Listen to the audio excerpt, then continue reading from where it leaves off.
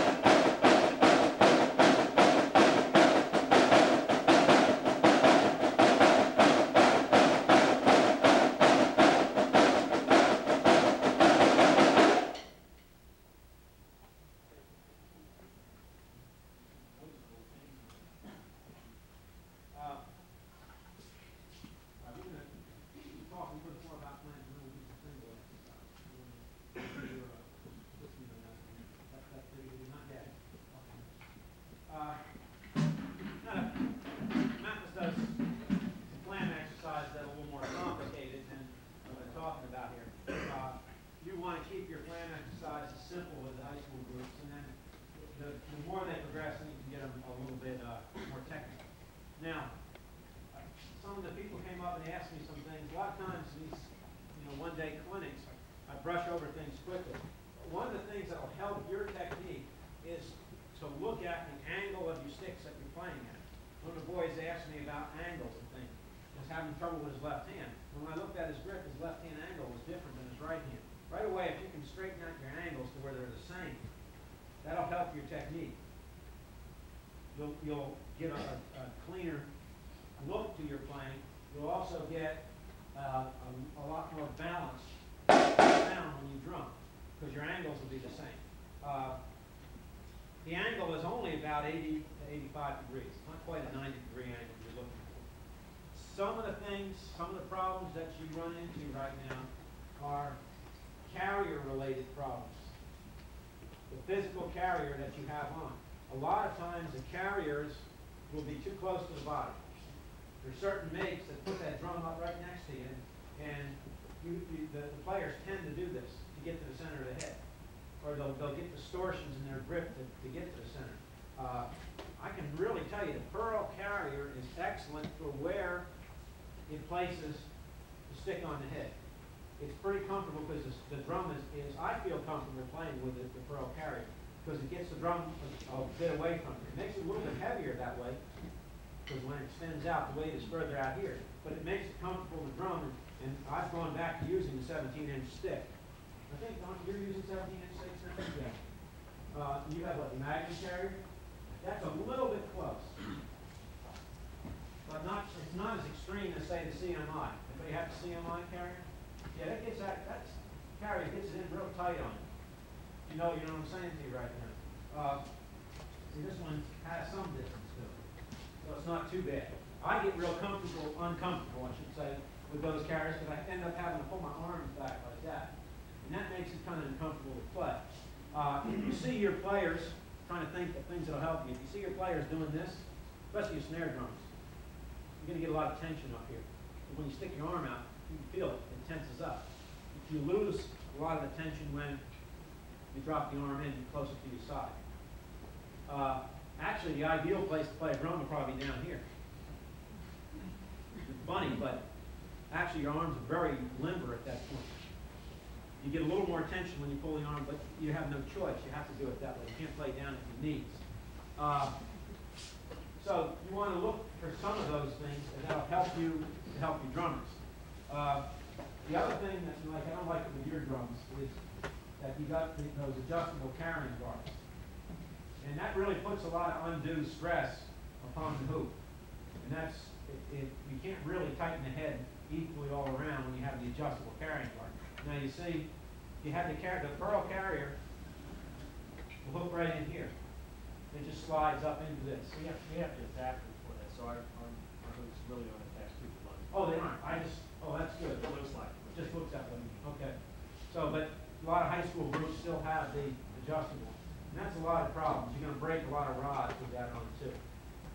Doesn't get close enough to look at it. That's the way to do it, is to hook it into the shell. And that really makes a big difference. And of course, all the pearl drums come that way when you order it with that carrier, which I recommend you just might as well get when you get a pearl drum, you might as well get the entire package because it works pretty well. They spent a long time coming up with that.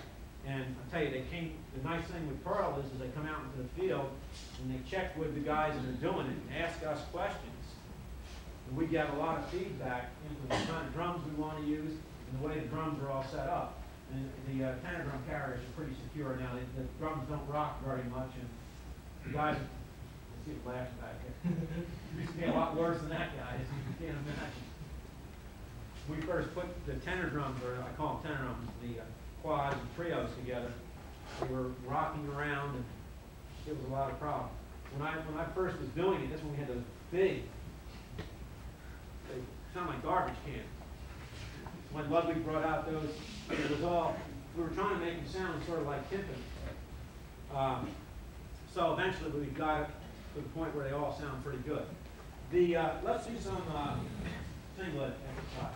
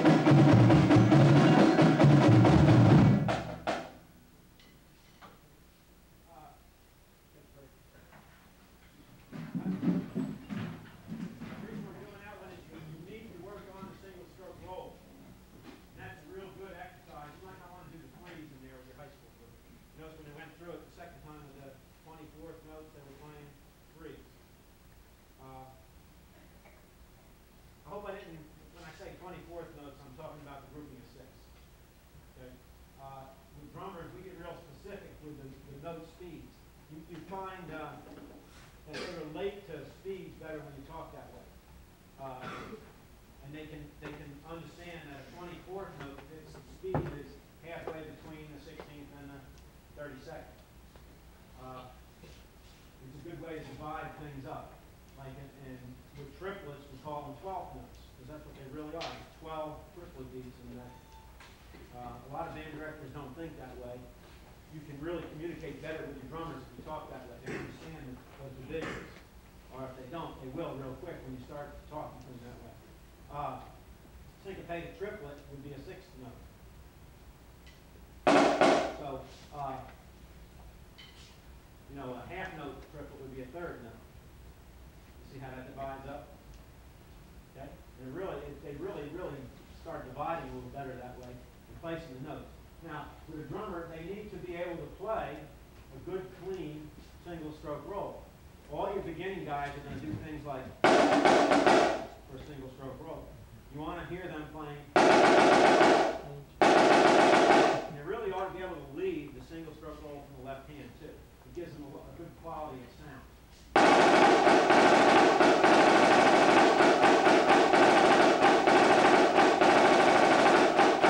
That's one of our exercises that we do with the regiment. We put the left lead on the up lead. The right lead would be on the down lead.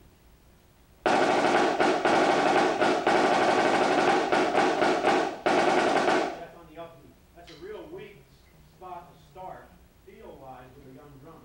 They're going to struggle with that at first. But if you work on the up lead and with the left hand, you're going to solve a lot of problems for the drummers right away if they work at that right in the beginning. Trying to lead with the left hand on the up lead. It's a real, for a guy that's been playing a year or so, it's a real problem for normally. A lot of times I get guys coming into the drum corps that have played a while and can't do that exercise. And when they go work on it a little bit, right away their single stroke roll gets better. Let's do, Rodney, why don't we do a little tenor single stroke roll.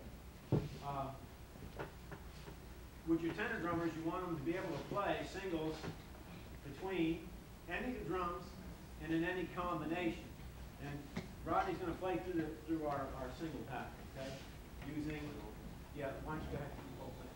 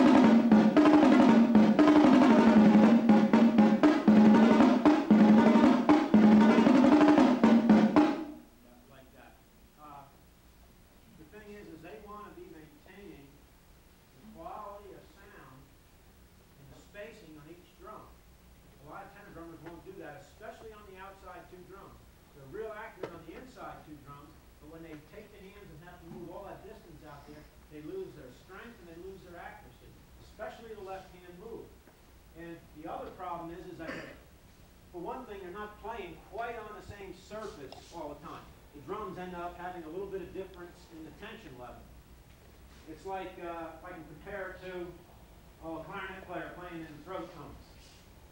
You know what I'm talking about with the pitch problems that you run into in those things, and how they have to temper the pitch in there, and have to think, that you go through with your clarinet and put them on the tuner and say, okay, that note on your horn is a little flat or a little sharp. Well, it's a problem for the tenor drummers too, in that low drum, the head is a larger head, and it's got a little different tensioning. And it's the weak hand, too. And it's the weak move out there. So they want to be, you guys, how many guys play quads or triples? Okay, we have a few in here. You want to really watch that. That's where you want to work at your strength, is out on that drum. Because that's where the problem comes. Okay, Ron, good job. Hustle back there. We have a million other exercises that we do. that are even a little more complicated. You want to play three camps, Sandy? He doesn't. What we do is, how many people know the old exercise three camps? A few people. That's an old rudimental exercise. It's basically done with rolls. And we do it with the singlets.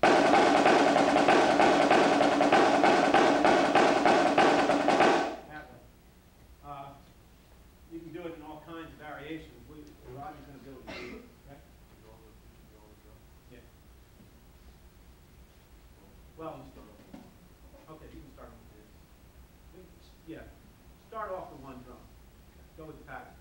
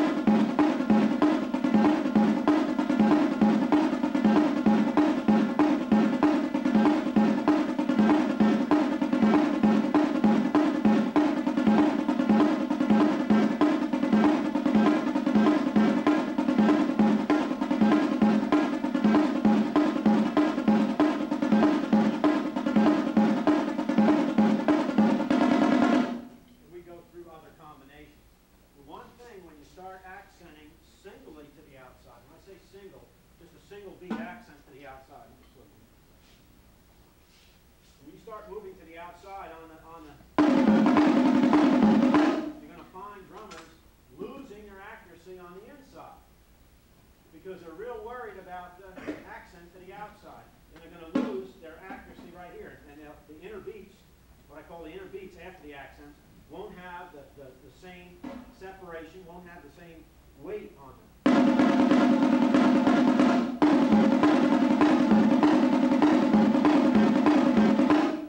want to keep that real intense and spaced equally. Okay, you guys on tenors? That's one of the things that I'll clean up. I call them tenor drums because that's the voice that I think of when I write. Quads, whatever you want to call yourselves. You want to keep that spacing real equal. Another set of rudiments that will help all that is paradiddles, moving the accents to the outside. Why don't you do one of those crazy things? Which one? Yeah, the long time. Come on, we'll play it together. How about that? If I can remember.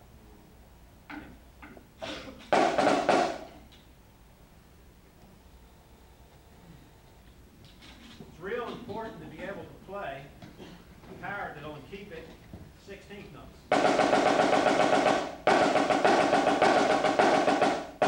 Making sure, that's one of the things the stick control book will work with, is combination of diddles and 16ths that you should work on to keep your playing real even. Yeah, let's do it just once. One, two.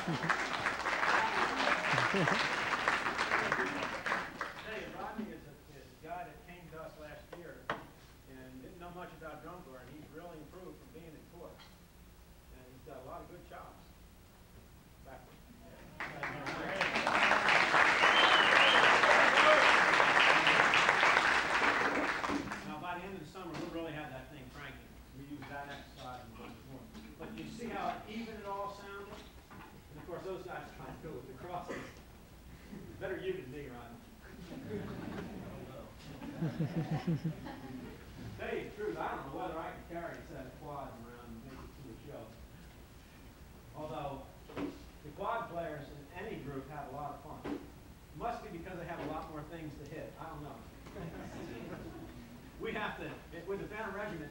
stop these guys from doing visuals.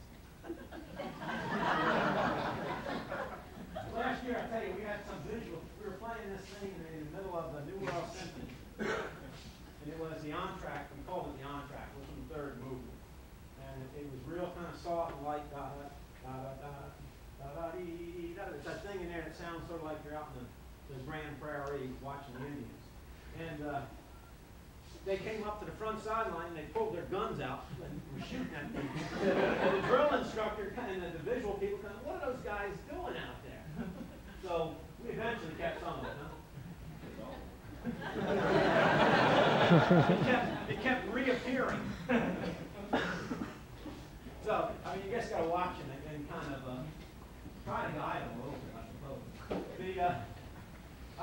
I would like to talk a little bit about percussion scoring. I'll answer your question. What did you want to know about scoring? Just in general, when you get a chart, how do you approach it from a planning point of view before you even start writing? Well, normally I'll listen to the original if it's from, say if I'm working with an orchestral piece of music, I'll listen to the original that it was adapted from, try to figure out, get a good sense of the flow of the music, which is what any good, I think, arranger will do. And then I sketch kind of an outline, make an outline for myself. So any other thing, I try to say, well, this would be a good spot for some snare drum. And this might be a good spot for some of the tenor drum sound that would make sense. And then I'll start playing around with it. I'll tell you, I take a long time to write music. I'm real slow. I work with, to be perfectly honest with you, I work with double tape recorders. And I usually always work with keyboard when I'm writing keyboard parts. I don't just sit down and write. I always try it with my hands. Because there's a lot of things that, as an arranger that feel good, and it might look good on paper, but if it doesn't feel good in the hands, it's probably not going to work real well. I think there's a lot of drum corps that arrange, just a guy sits down and writes it out. I've never tried to play it. It sure sounds like that at the beginning of the year. And then you'll see their program, the judges come in and change the program for them. And all of a sudden they're getting big scores. And you say, well, who wrote that show? The judges or the guys that are doing the line? So our drum corps community has a way of getting mixed up on where they give credit and how they give credit.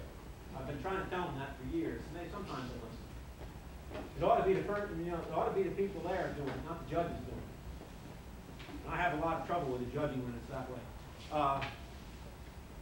But when I score, I really, tell you the truth, my whole emphasis is probably on to making sure that the drum parts, when we're away from the horn line or the band, sound like music.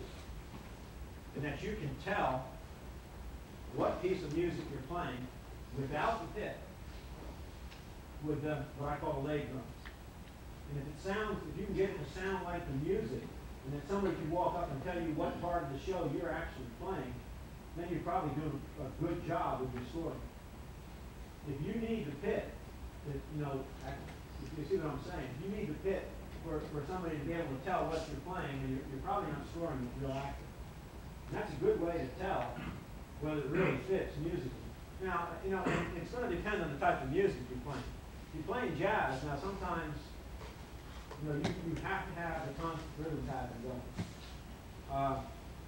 For band records, I'll tell you, orchestral music is very hard to put out on the field. You expose yourself to a lot of problems. First of all, just in the band itself, pitch is so important. You really open yourself up to a lot of problems doing the whole orchestral program because of the pitch factor, unless you're doing some 20th century things, and then you can kind of get away with some stuff. The drum line can be very, very much overwritten in orchestral music. You really have to watch how you write it. And I'm guilty of it. I overwrite sometimes because I like to hear a lot of drumming. But, I've learned to temper myself. Take out all the lamb stutter diddles and stuff that I have fun playing and that drummers like to listen to. That the audience could care less whether you're playing an inverted, you know, if you're playing plain inverted. Those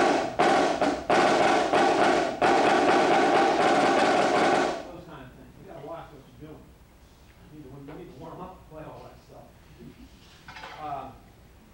The other thing, I tell you, I've gotten away from thinking rudimentally when I'm writing. Although I'll slip the rudiments as I'm writing in for variety.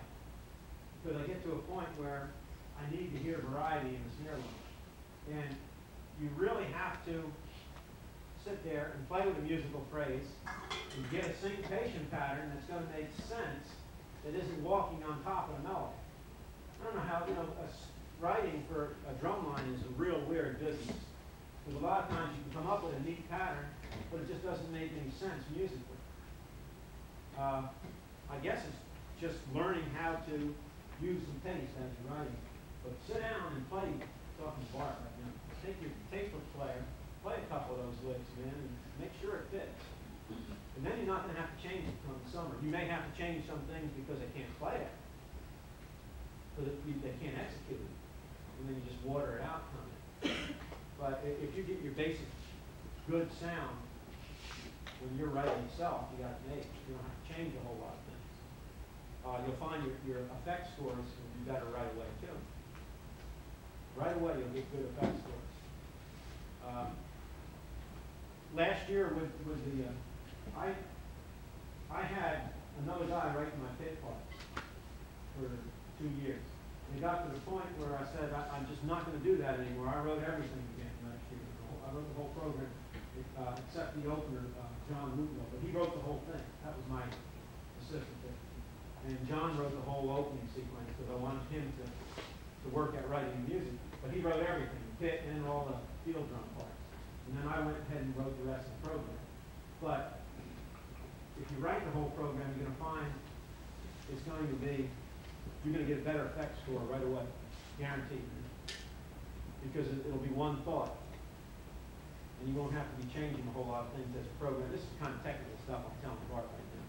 But it'll apply to, I know the bands compete quite a bit around here, right? Got a lot of bands, so you probably want to get one guy to write the whole thing, if that's possible. And it'll probably come out better. You can get somebody that has a good sense to writing drum charts. You're going to find that your drum scoring will fit probably a little better with the band at that point. You know, I get rattling on here. Why don't we play? How do we play our the solo thing we use at PAS? Need warm up. We need a warm up. Why don't you do a couple of warm ups?